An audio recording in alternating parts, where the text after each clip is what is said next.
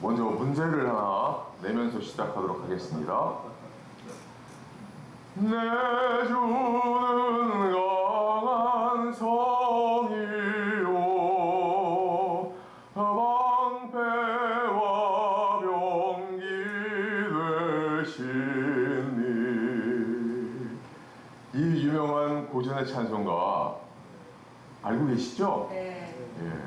이 곡을 작곡한 사람의 이름은 무엇일까요? 마틴 루터. 와, 수준이 너무 높습니다. 아, 정말. 와, 이 마틴 루터는 이 로마 가톨릭의 그 부패한 로마 가톨릭을 대항하여 종교개혁을 이렇게 주도한 분으로 알려져 있습니다. 네. 이번에는 그 마틴 루터에 관련된 넌센스 퀴즈를 하나 또 내도록 하겠습니다. 이 마틴 루터가 굉장히 유명하지 않았겠습니까? 그래서 독일 전국 어디를 가도 사람들이 다 알아보았는데요. 유독 어느 한 장소에서만은 루터를 알아보지 못했다고 합니다. 루터를.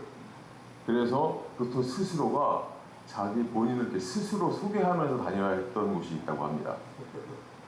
나는 루터입니다. 이렇게. 그 장소의 이름은 무엇일까요?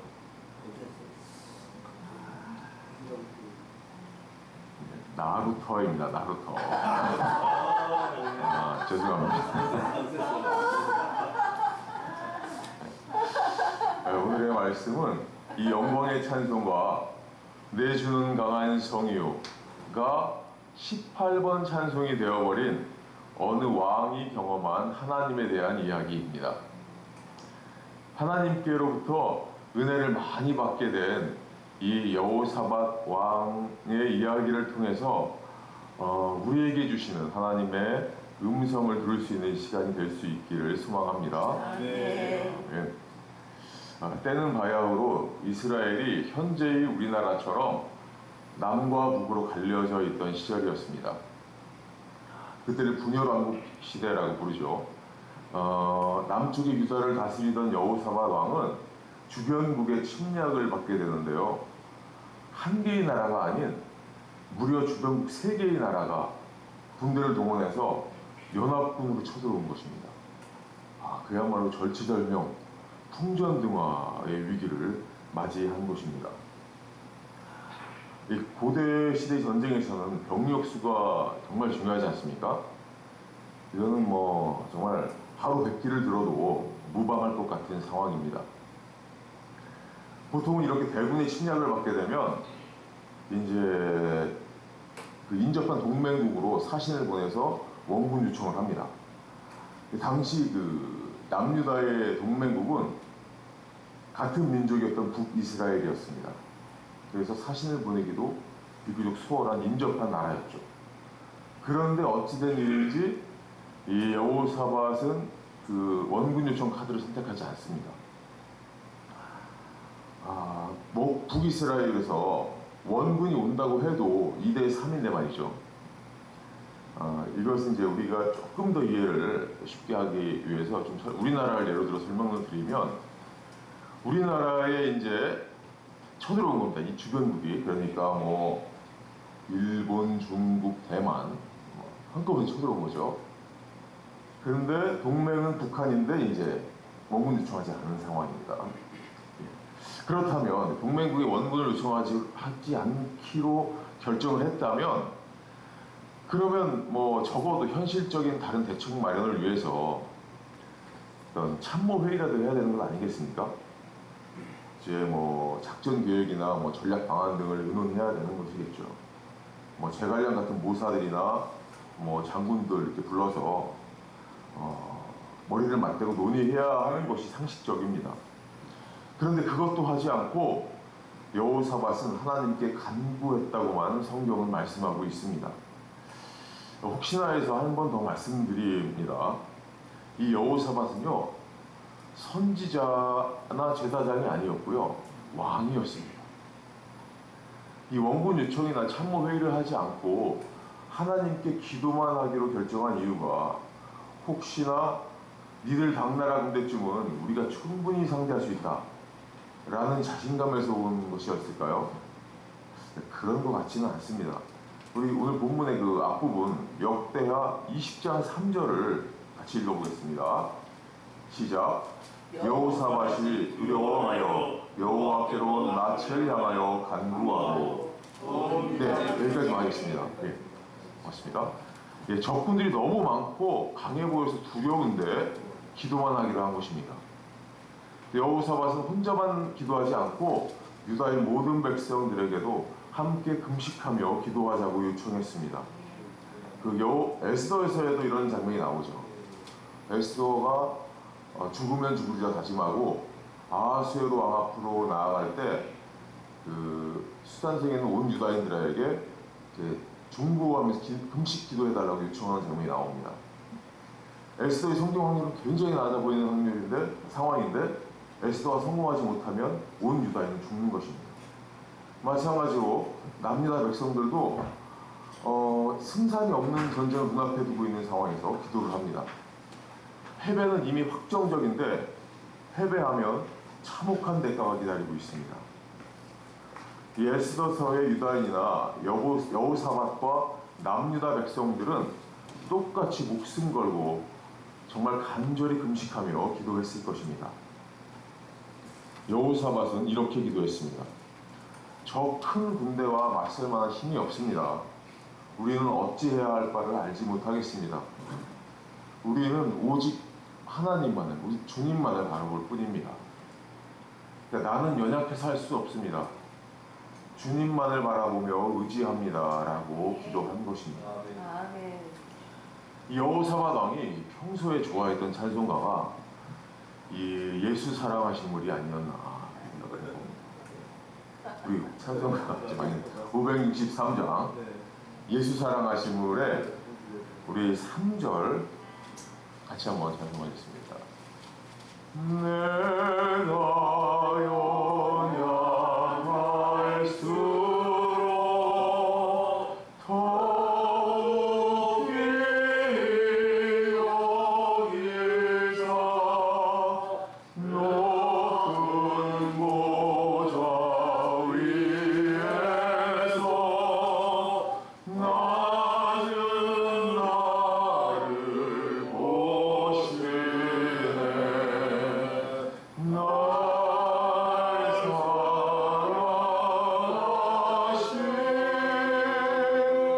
날 사랑하신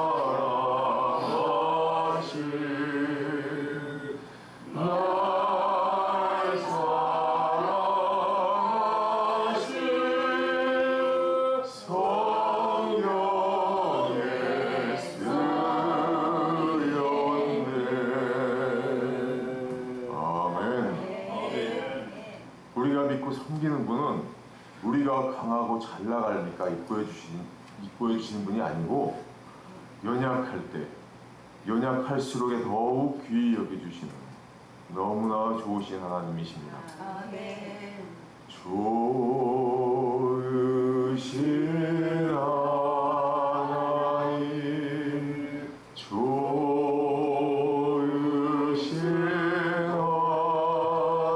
하나님, 참 좋으신 나의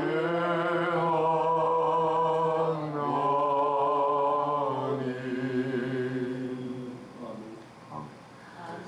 여호사밧은 이 좋으신 하나님만을 의지함으로 하나님께 구하였고요. 하나님만을 바라보며 구하였습니다. 예레미야 17장 7절 현대어 성경 버전은 이렇게 말씀합니다. 나 여호와만을 의지하는 자에게는 틀림없이 좋은 때가 온다. 그에게는 분명히 복받을 때가 온다. 아멘. 하나님만을 바라보며 의지함으로 주께서 주시는 풍성한 복을 받아 누리는 우리 모두가 될 수 있기를 소망합니다. 오직 주님만 바라볼 뿐이라는 기도가 끝나자 하나님께서 말씀하십니다. 역대하 20장 14에서 15절입니다. 여호와의 영이 회중 가운데에서 레위 사람 야하시엘에게 임하셨으니 그는 아삽 자손 mat단야의 현손이요 여이엘의 증손이요 브나야의 손자요 스가랴의 아들이더라. 야하시엘이 이르되 온 유다와 예루살렘 주민과 여호사밧 왕이여 들을지어다.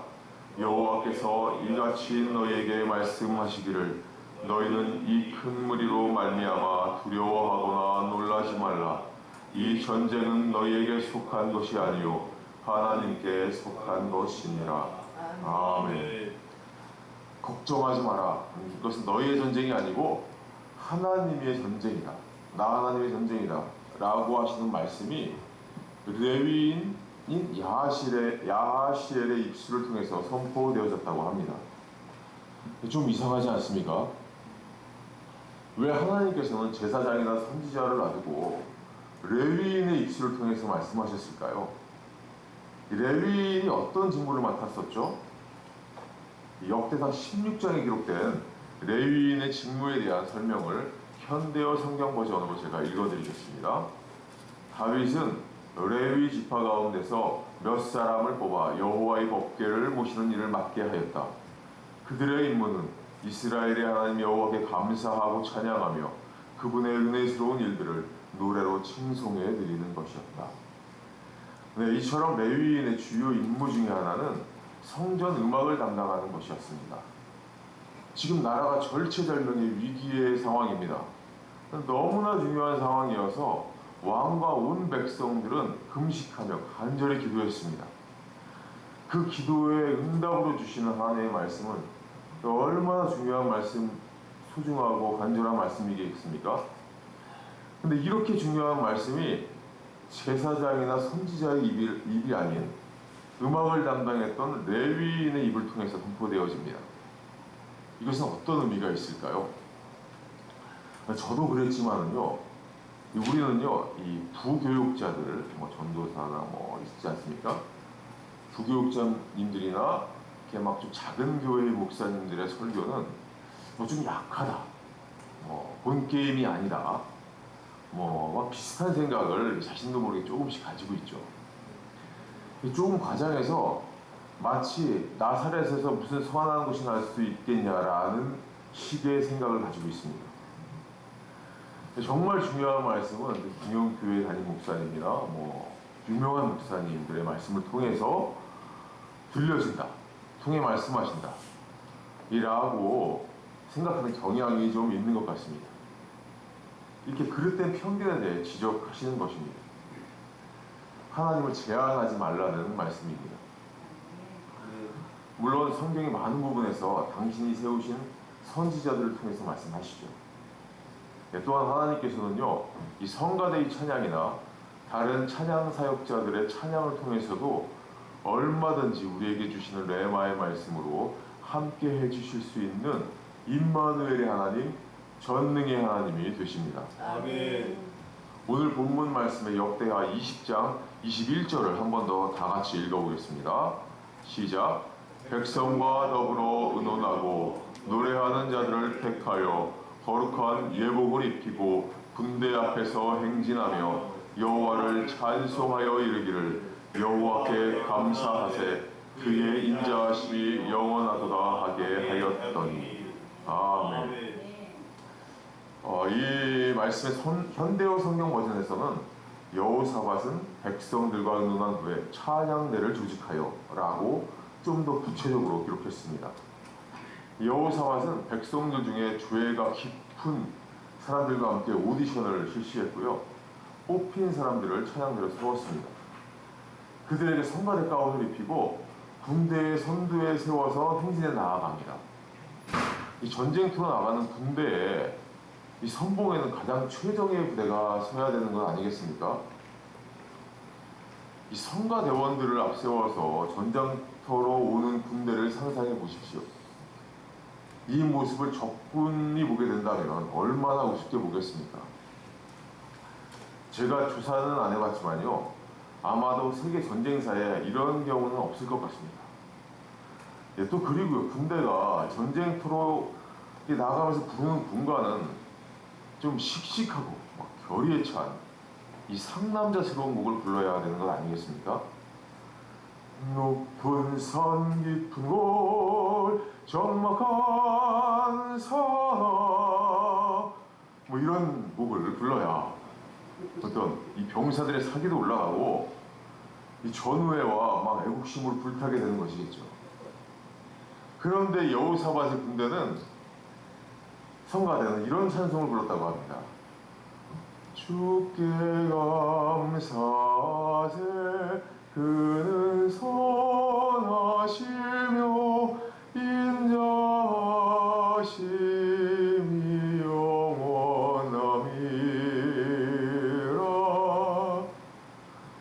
이게 참 상식적으로 이해가 안 가는 부분들 투성이입니다.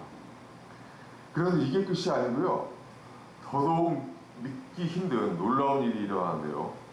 지금 부른 이 찬양을 불렀더니 그 많던 적군들이 전멸했다는 것입니다. 아멘. 이게 물론 뭐 말씀으로 천지를 창조하신 분이 찬양했더니 군대를 전멸시킨다. 이게 뭐 그렇게 어려운 일이 아니겠지만 이 불신자가 들었을 때는 이건 뭐 말도 안 돼 라는 반응이 나올 법한 말씀입니다.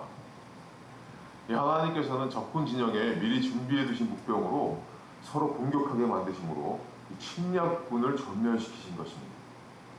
이것이 찬양의 능력입니다. 아멘. 우리 교회는 정말 찬양이 너무 뜨거워서 뭐 훌륭합니다.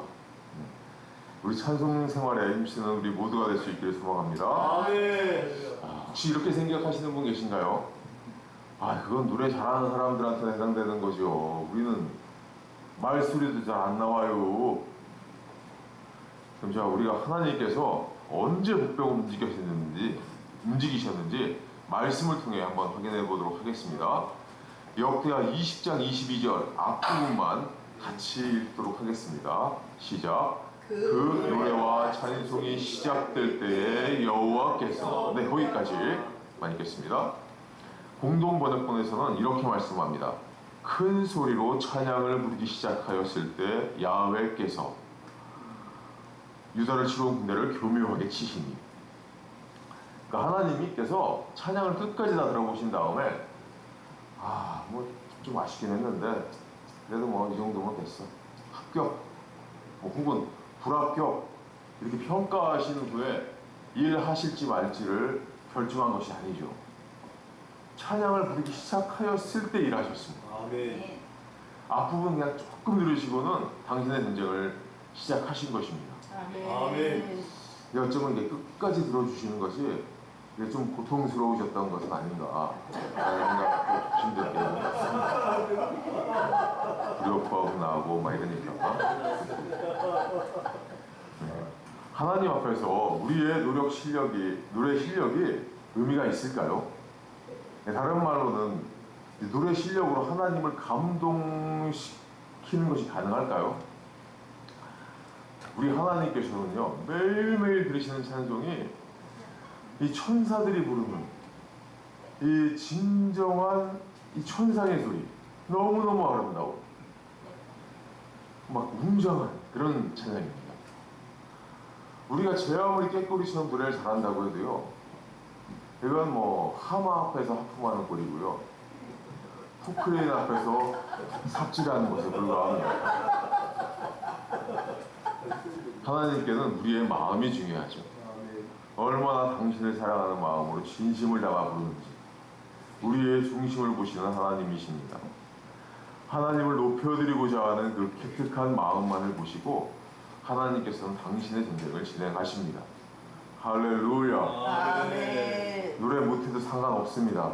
주님을 찬양하십시오. 아멘. 하나님께서 우리 인간을 만드신 중요한 목적 중에 하나가 바로 찬양이라는 거 알고 계십니까? 아멘.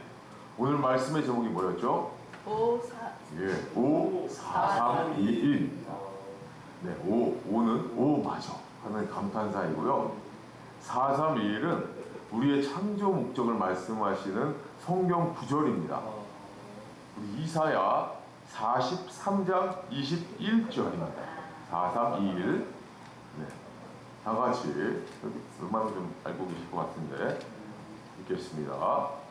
이 백성은 내가 나를 위하여 지었나니 나를 찬송하게 하려 함이라. 다 같이 한번 읽겠습니다. 다시. 이 백성은 내가 나를 위하여 지었나니 나를 찬송하게 하려 함이라. 아멘. 아멘. 아멘. 우리를 지으신 목적에 맞게 하나님을 찬송하며 살아가는 우리 모두가 될 수 있기를 소망합니다. 아멘. 전쟁은 이렇게 싱겁게 끝나버렸습니다. 여호사밧은 백성들을 데리고 가서 적군들이 가져온 전리품들을 거두어 드렸는데요. 많은 무기들과 옷, 기중품, 식량, 엄청나게 많은 전리품들이 있었습니다. 그래서 백성들의 숫자가 많은데도 그것을 거두어 드리는 데만 3일이 걸렸다고 성경은 기록합니다. 만약에요, 하나님께서 적군들로 하여금 그냥 철군하게 만드심으로 이 문제를 해결하시면, 그러니까 전리품들을 다 가지고 그냥 본국으로 회군을 하는 거죠. 어떤 반란이 일어난다고 이렇게 해가지고 그렇게 만드셨어도 여호사밧과 유다 백성들은 하나님께 감사하며 찬양하지 않았겠습니까? 그런데 왜 하나님께서는 이렇게 많은 전리품들을 보너스로 주신 것일까요? 기도로 구한 것도 아닌데 말이죠. 이 성경 말씀을 근거로 우리가 추측해 볼 수 있습니다. 시편 69편 30절 31절입니다. 69편 30절 31.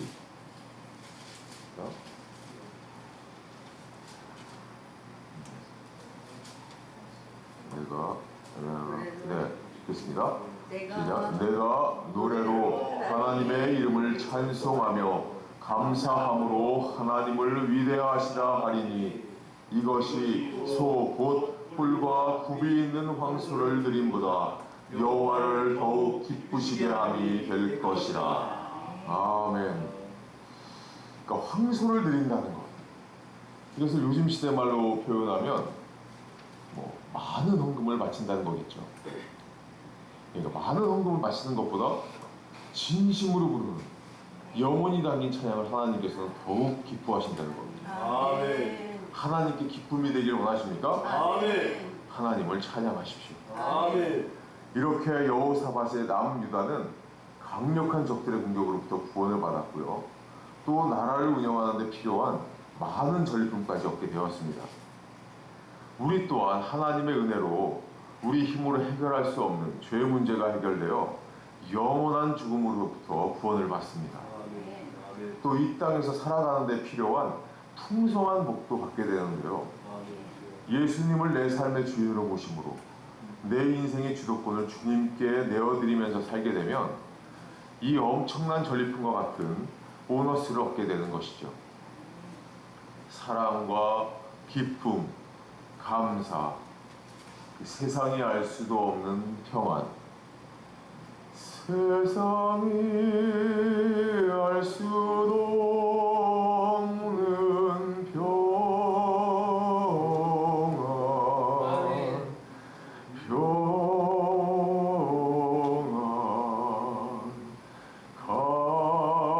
감사, 평안을 내게 주노라. 아멘. 아멘.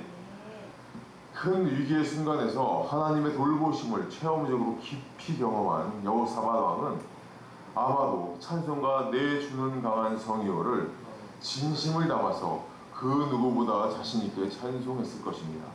아멘. 그 나라에서 우리를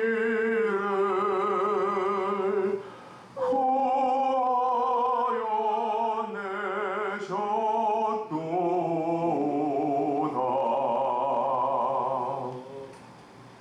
사실 이 찬송은 우리 모두가 불러야 할 찬송입니다. 아멘. 죽을 수밖에 없는 죄로 얼룩진 우리 인생들을 영원한 죽음이라는 큰 환란으로부터 구원해 주신 하나님께 마땅히 올려드려야 할 찬양인 것입니다. 아멘. 영혼 깊은 곳에서 터져나오는 살아있는 찬송, 진정한 찬양의 소리가 울려 퍼지기 시작될 때 우리를 둘러싼 여러 문제들은 해결되어질 것이고 우리를 통하여 주의 나라는 확장되어질 것입니다. 기도하시겠습니다. 아멘. 참 고마우신 하나님, 우리가 무엇이간데 생명 가운데 거하게 하시는지 그 크신 은혜에 감사를 드립니다. 아멘. 때로는 인생의 여정길에 내 힘으로 감당해낼 수 없는 어려움들이 찾아옵니다. 어려운 고난의 시간에 나의 방법, 나의 생각을 따르지 않고 말씀만을 붙잡고 주님께 구하며 주님만 의지하는 우리 될 수 있도록 힘과 믿음을 더하여 주옵소서. 아멘. 하나님을 사랑함으로 날마다 찬송이 끊이지 않는 입술이 되게 하셔서 우리를 지으신 목적대로 살아가는 복된 인생들이 다 될 수 있도록 축복하여 주옵소서. 아멘. 예수님의 이름으로 기도합니다. 아멘.